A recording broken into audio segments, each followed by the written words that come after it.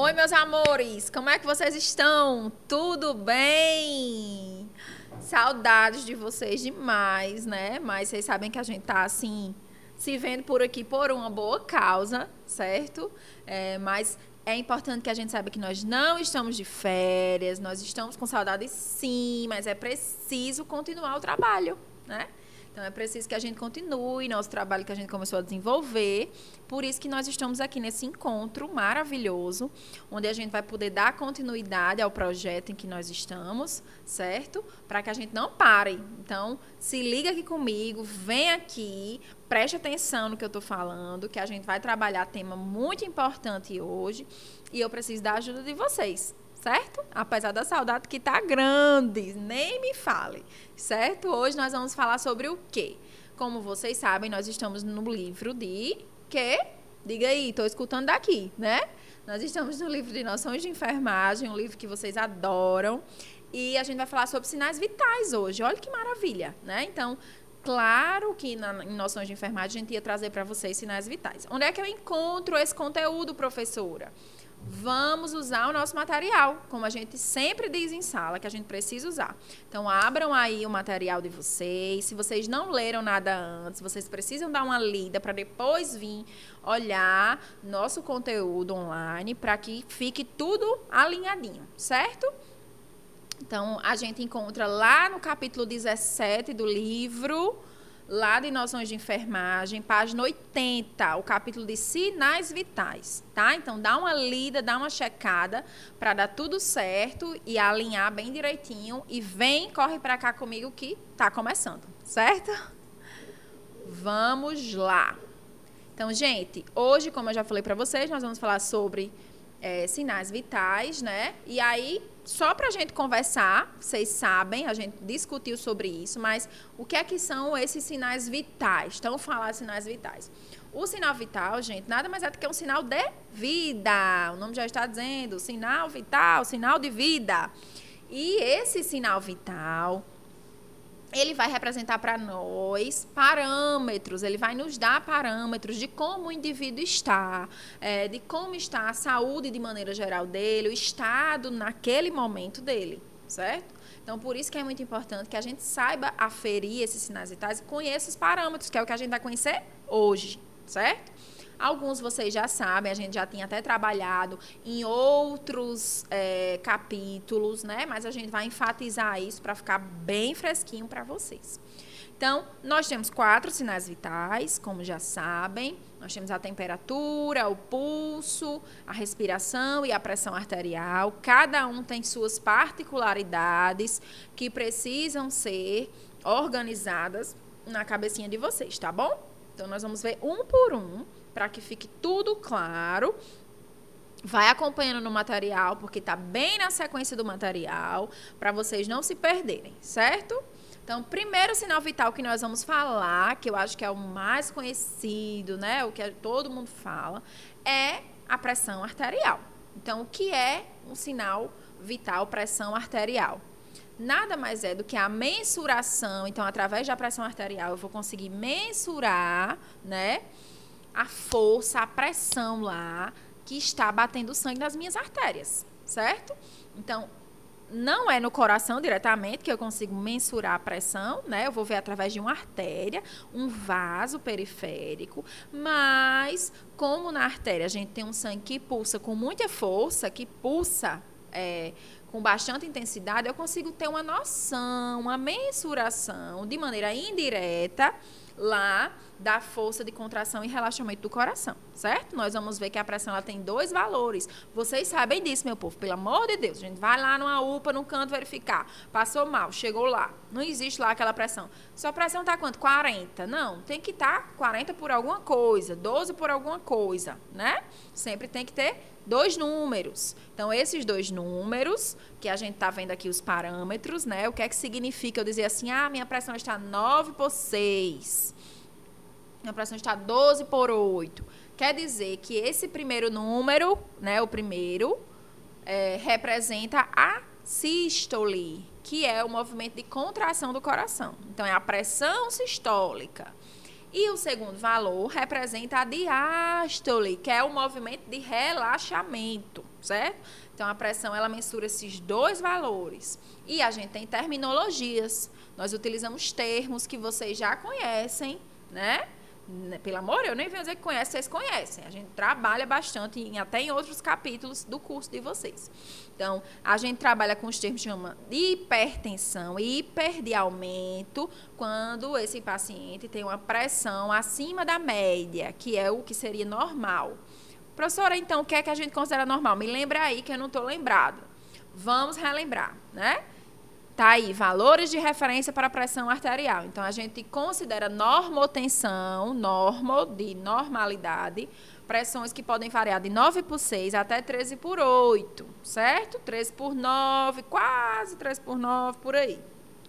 A gente diz que esse é um padrão ainda que é aceitável, certo? Então, aquela história que tem que ser sempre 12/8 e tudo mais, a gente deixa um pouquinho de lado, certo? Porque nem sempre sua pressão vai estar lá 12/8, ela varia.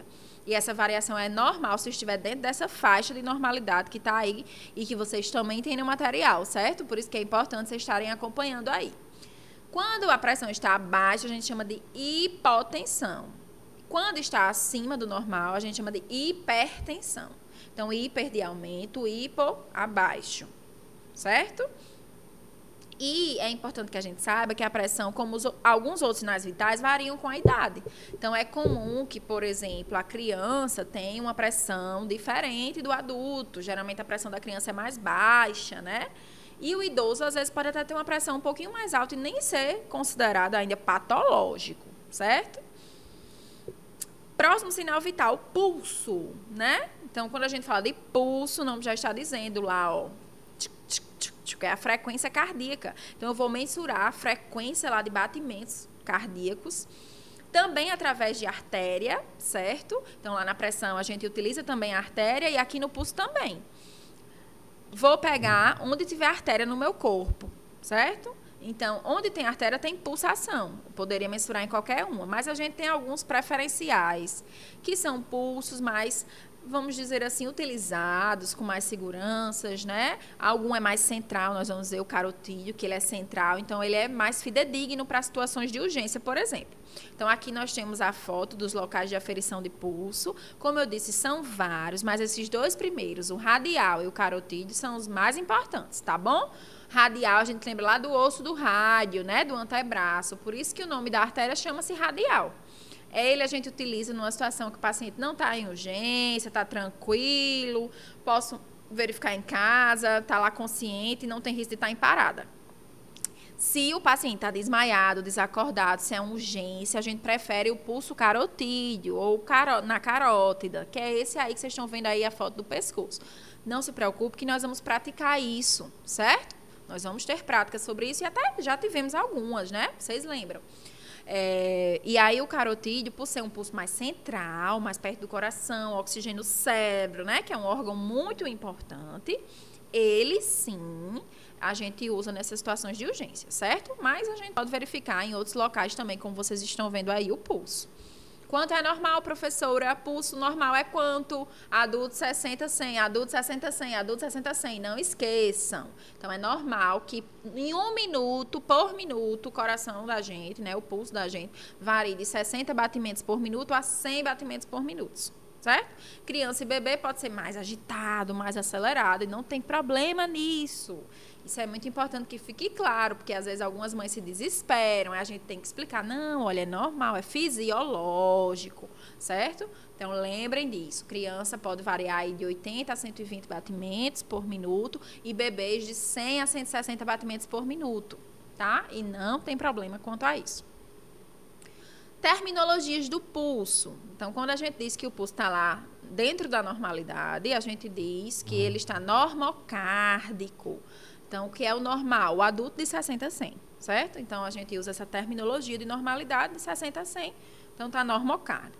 Taxifigmia quando está acima do normal. E bradisfigmia quando está abaixo, certo? Então, acima de 100, taque, abaixo de 60, brade, tá certo? São os termos que a gente utiliza. Lembrem de ver o material novamente, que a gente tem tudo bonitinho aí para vocês, certo? Respiração, outro sinal vital muito importante. Como é que a gente vê a respiração? Observando, certo? Então, é importante, se eu puder deitar o paciente, que ele esteja num ambiente tranquilo, não pode dizer que vai contar a respiração. Se a gente diz, o paciente vai controlar os movimentos respiratórios, tá? Então, nunca diga ao paciente, olha, vou contar aqui sua respiração. A gente tenta ver sem ele perceber. Mais difícil contar a respiração, por isso que hoje a gente utiliza um oxímetro, né, que é um aparelho que mensura a saturação de oxigênio, mas ainda é um sinal vital importante para a gente observar. E aí a gente pode ver se o paciente está, por exemplo, com uma dispneia, né? O que seria uma dispneia lá? Um cansaço, a gente percebe falta de ar, o paciente está lá com a respiração barulhenta, ruidosa e rápida, né? Então, aquela agonia a gente chama de dispneia. Tá? Como no paciente asmático, por exemplo, certo? Normalmente, a gente deve ter movimentos respiratórios por minuto também, tá? Então, por minuto, um adulto deve ter movimentos respiratórios, o ciclo respiratório deve ser repetido de 12 a 20 inspirações, certo? Então, é normal, pode variar, às vezes a gente encontra até em um local, professora, eu vi de 14, eu vi de 15 a 20, 15 a 22, essas pequenas variações podem acontecer, certo? O importante é que a gente veja o estado geral, além de contar o sinal vital, veja de maneira geral como esse paciente está, tá? Criança e bebê, como no pulso, né, também é mais acelerado a respiração, certo? Então, a gente diz que normal para criança é de 20 a 25 e para bebê de 30 a 60 por minuto, sempre por minuto, tá certo? Outro termo que a gente utiliza bastante na respiração é o termo chamado de apneia. O que é apneia? Sempre que vocês encontrarem esse termozinho A, né, esse prefixo A antes de alguma palavra, geralmente significa ausência. Então, a apneia, ausência de respiração. Então, é aquele paciente que está lá parado, sem respirar, certo? Isso a gente pode encontrar no paciente que está lá sufocando, num acidente, ou num paciente que está lá com obstrução, tá? Então, esses termos é importante que a gente conheça. Dispneia, de diferença, de agonia, né? E a apneia de ausência, certo? É importante que a gente conheça esses termozinhos. Para a gente finalizar, temperatura, né?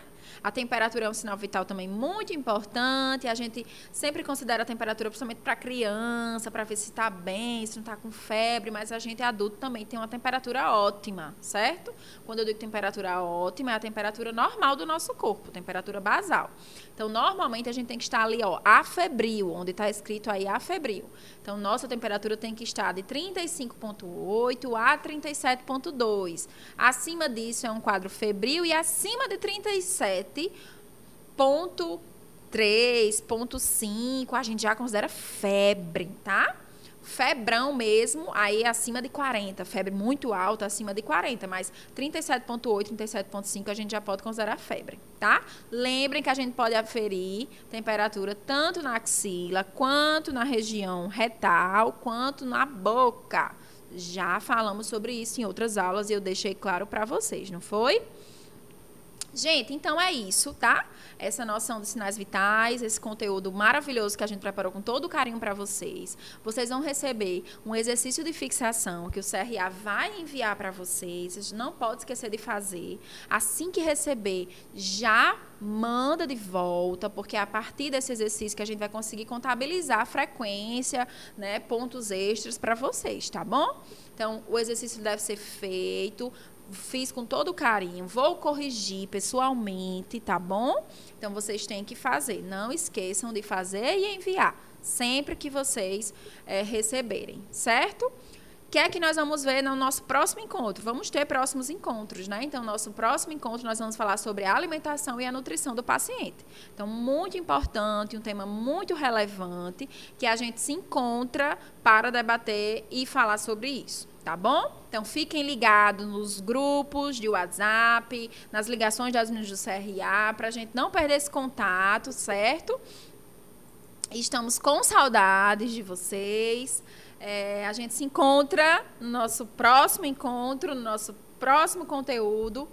Beijão, beijão mesmo. E se cuidem, não esqueçam de se cuidar, mas também não esqueçam de estudar, certo? A gente precisa continuar com a nossa responsabilidade. Tá? Beijão!